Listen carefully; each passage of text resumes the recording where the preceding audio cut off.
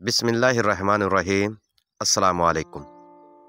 तारीख़ी किताबों और रवायात से पता चलता है कि यमन में एक कबीला आबाद था जिसका सरदार हातम ताई था। अब हातम ताई को कौन नहीं जानता। जब तक ये दुनिया कायम है उनकी सखावत के चर्चे चलते रहेंगे। रवायत में आता है कि प्यारे नबी हज़रत मोहम्मद सल्लल्लाहु अलैहि वसल्लम के ज़माने में इस्लामी फ़ौज ने कुछ लोगों को जंगी कैदी बनाकर लाया। इन जंगी कैदियों में कुछ ख़वातीन भी कैदी थीं। जब आप सल्लल्लाहु अलैहि वसल्लम को इस बात का पता चला कि इन जंगी कैदियों में हातम ताई के कबीले की औरत भी कैद है, तो हजूर अकरम सल्लल्लाहु अलैहि वसल्लम ने उस कैदी औरत को आज़ाद करने का हुक्म दिया। जब उस औरत को रिहाई की खुशखबरी दी गई तो उस औरत ने यह कहकर रिहा होने से इनकार कर दिया कि मेरे साथ कबीले के और अफराद भी हैं। आप सल्लल्लाहु अलैहि वसल्लम ने उस औरत के साथ उसके कबीले के तमाम अफराद को रिहा करने का हुक्म दिया। आप सल्लल्लाहु अलैहि वसल्लम ने न सिर्फ उन तमाम कैदियों को रिहा किया बल्कि उनका माल गनीमत भी वापस कर दिया। आप सल्लल्लाहु अलैहि वसल्लम ने अपनी तरफ से तहाइफ और इनाम कराम भी दिया और बेनफ्स नफीस उन कैदियों को सरहद तक छोड़ने के लिए खुद तशरीफ़ ले गए। हातम ताई एक आम इंसान था, मगर अल्लाह ताला ने उनमें सखावत कूट कूट कर भरी थी। प्यारे दोस्तों, आइए आपको हातम ताई और उनके घोड़े का सखावत के ज़िमन में एक किस्सा सुनाते हैं। एक दिन रोम के बादशाह के दरबार में किसी शख्स ने बादशाह के सामने हातम ताई की सखावत का तज़किरा किया। उस शख्स ने कहा, हातम ताई के पास एक उम्दा नस्ल का बेहतरीन घोड़ा है जो हवा की रफ्तार से दौड़ता है, देखने में बहुत ही खूबसूरत दिखता है, हर लिहाज से अपनी मिसाल आप है। जो शख्स भी उस घोड़े को देखता है बस देखता ही रह जाता है। उस शख्स की बातें सुनकर बादशाह ने कहा कि जब तक किसी शख्स को आजमाया ना जाए उसके बारे में राय करना अक्ल व शऊर के खिलाफ है। बादशाह ने अपने एक वज़ीर से कहा कि तुम खुद जाकर देखो और हातम ताई की सखावत के बारे में मालूमात इकट्ठी करके ले आए। उसी दौरान एक शख्स बोला कि हातम ताई के पास जो घोड़ा है उसका सबसे कीमती असासा वही है। बादशाह ने कहा, आजमाने के लिए सबसे कीमती असासे का ही मुतालबा किया जाता है और हम भी ये देखना चाहते हैं कि हातम ताई की सखावत कितनी है। बादशाह को दरबारी की बात पसंद आई। बादशाह ने वज़ीर से कहा कि तुम लोग जाओ, उसके दरबार में पहुंचकर उनसे कीमती घोड़े का मुतालबा करना। अगर तो वो घोड़ा आपको दे दें तो वाकई सखी है, अगर इनकार कर दें तो उनका सखावत से तल्लक नहीं। वज़ीर ने जल्दी से काफ़िला तैयार किया और यमन की तरफ निकल पड़े।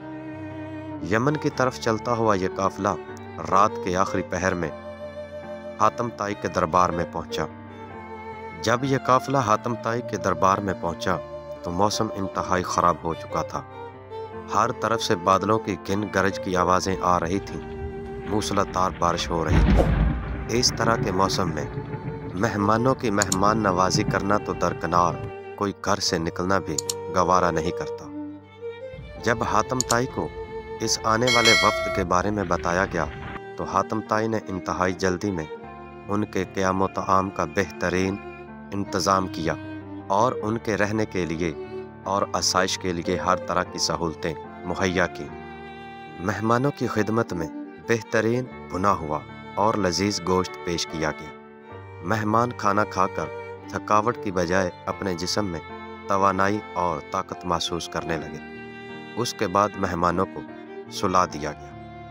सुबह होने तक बारिश थम चुकी थी, हर चीज़ खूबसूरत और साफ शफाफ नज़र आ रही थी। नाश्ता करने के बाद वज़ीर ने वफ्द की सरबराही करते हुए बादशाह से मुखातब होते हुए कहा कि हमारे बादशाह को आपके घोड़े में बहुत कुछ बताया गया है। हमारे बादशाह के सामने आपके घोड़े की इतनी तारीफ़ें की गई हैं कि बादशाह ने हमें आपके पास भेजा है और बादशाह के हुक्म के मुताबिक हम आपसे आपका घोड़ा तोहफे में लेना चाहते हैं।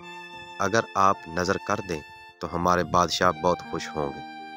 وزیر کی باتیں سن کر حاتم طائی ہاتھ ملنے لگا اور اسے انتہائی افسوس ہوا۔ افسردانہ لہجے میں حاتم طائی نے کہا، وزیر صاحب، آپ نے دیر کر دی۔ وزیر کو بادشاہ کی یہ بات سن کر بہت تعجب ہوا اور وزیر حاتم طائی کی طرف دیکھنے لگا۔ حاتم طائی نے وزیر سے مخاطب ہوتے ہوئے کہا، جب آپ لوگ ہمارے پاس پہنچے ہیں تو آپ جانتے ہیں کہ موسم کتنا خراب تھا۔ موسلا دھار بارش ہو رہی تھی۔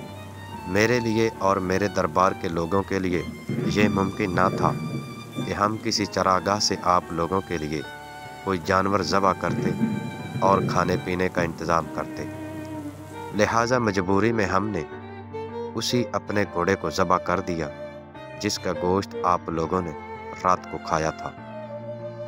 حاتم طائی کی باتیں سن کر وزیر بہت حیران ہوا اور سارے وفد والے سوچنے لگے کہ واقعی بہت بڑا سخی ہے جس نے ہمارے لیے اپنا سب سے قیمتی اثاثہ، اپنا گھوڑا ذبح کر دیا اور ہمارے سامنے اس کو بھنے ہوئے گوشت کی شکل میں لا رکھ دیا۔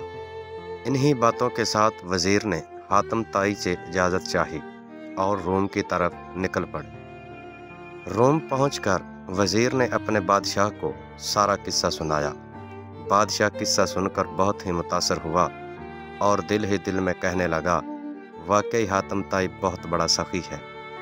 قبیلہ بنی طے کے بادشاہ حاتم طائی کے بارے میں یہ بھی رقم کیا گیا تھا کہ ایک بادشاہ کے سامنے جب حاتم طائی کی شہرت، سخاوت اور عزت بیان کی گئی تو بادشاہ نے محسوس کیا کہ میری عزت، شہرت حاتم طائی سے کم ہے۔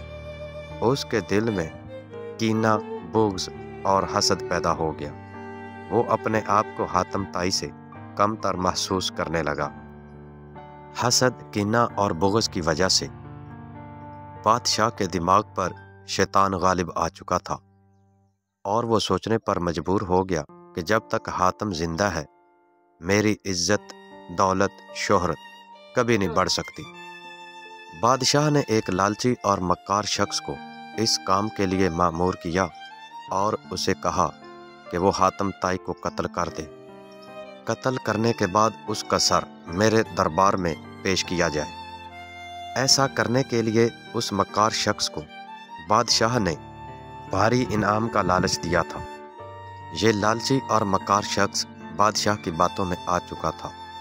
اس نے حاتم طائی کو قتل کرنے کا ارادہ کیا، اپنے ترکش کو تیروں سے بھرا اور اپنے ساتھ تیز دھار آلہ لے کر حاتم طائی کی تلاش میں نکل پڑا۔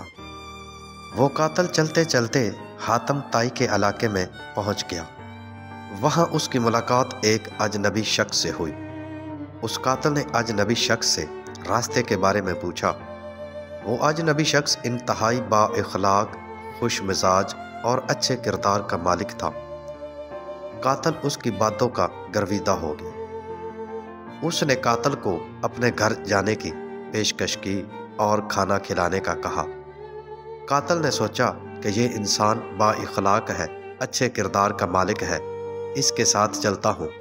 کافی دنوں سے سفر کر رہا ہوں، بھوک اور پیاس کی شدت غالب آ چکی ہے۔ اجنبی شخص کرائے کے قاتل کو مسافر سمجھ کر اپنے گھر لے جاتا ہے، اس کی خوب تواضع کرتا ہے، اس کو طرح طرح کے کھانے کھلاتا ہے اور آرام کرنے کے لیے پرتعیش بستر دیتا ہے۔ کرائے کا قاتل رات بھر پرسکون اور گہری نیند سوتا ہے۔ صبح اٹھ کر میزبان اس کرائے کے قاتل کو حسب معمول اچھا ناشتہ کرواتا ہے۔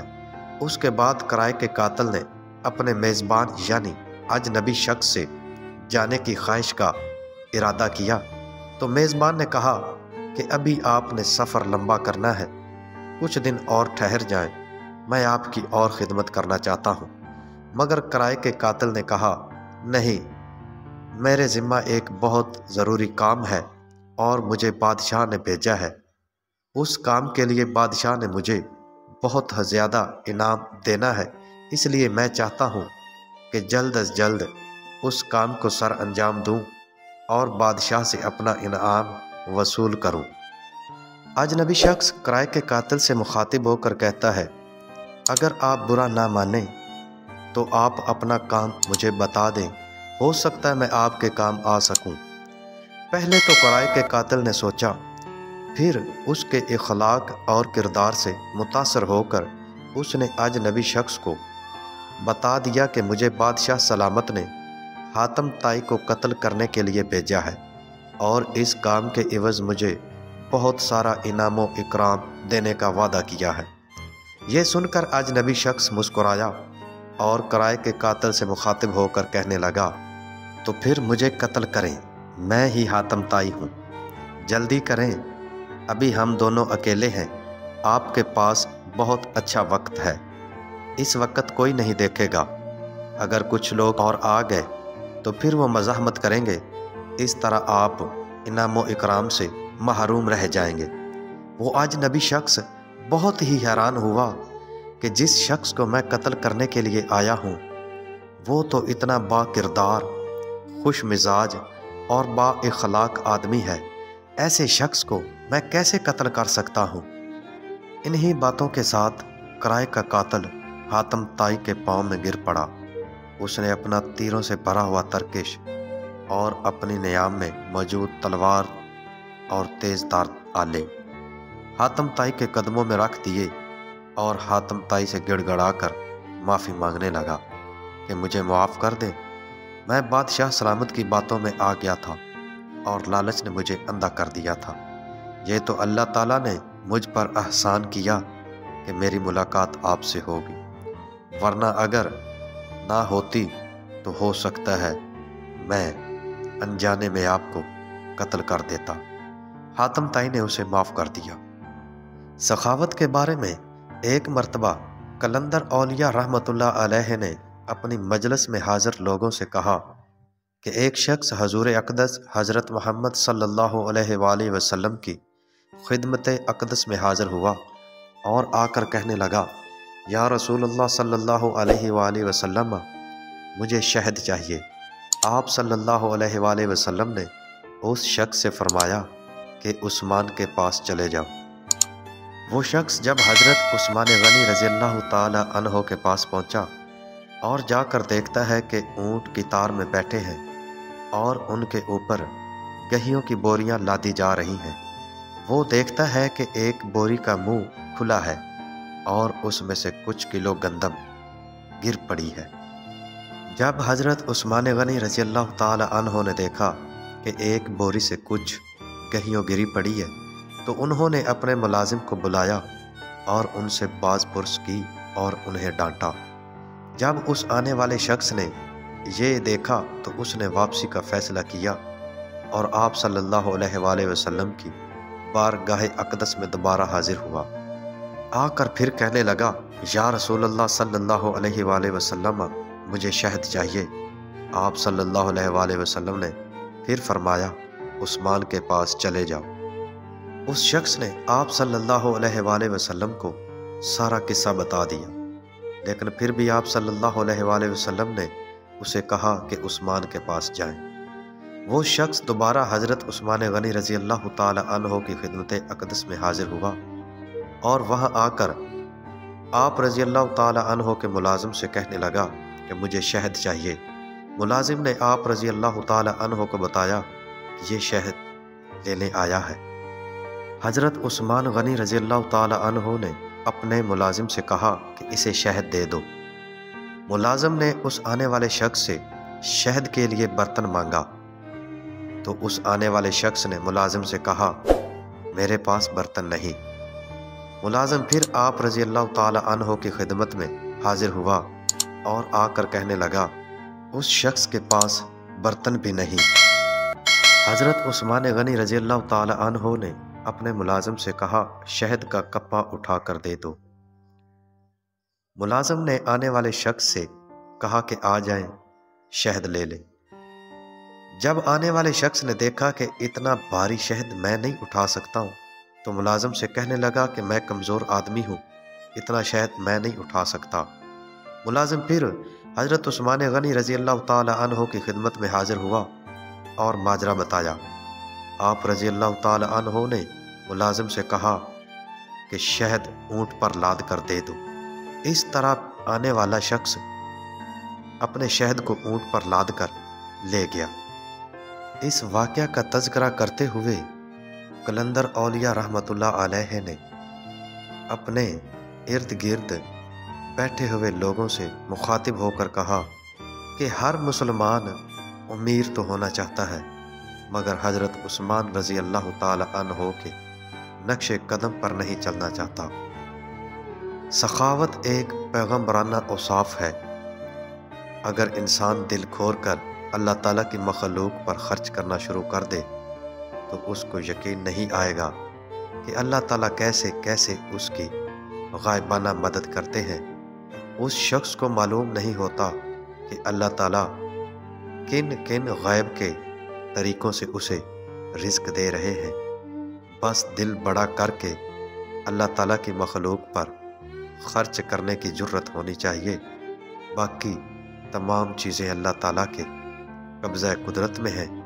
انسان کو چاہیے کہ اس کی مخلوق کی خدمت کریں۔ امید کرتے ہیں پیارے دوستو آپ کو ہماری یہ ویڈیو پسند آئی ہوگی۔ اس ایمان افروز ویڈیو کو ضرور دیکھیں، ہمارے چینل کو سبسکرائب کریں اور اس طرح کے ایمان والی ویڈیوز آپ کو بر وقت ملتی رہے گی۔ اللہ تعالی ہم سب کا حامی و ناصر ہو، آمین۔